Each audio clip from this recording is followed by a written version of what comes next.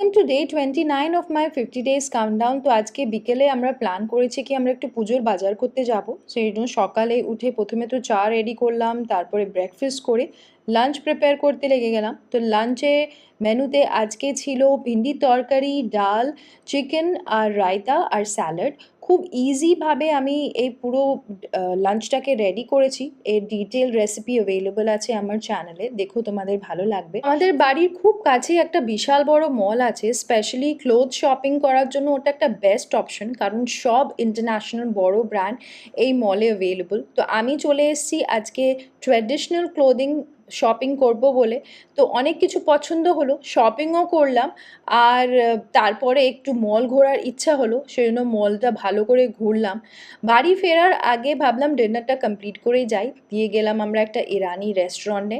বাস তাহলে ডিনার করে বাড়ি ফিরলাম। তো আজকের মতো এখানেই, আবার দেখা হবে।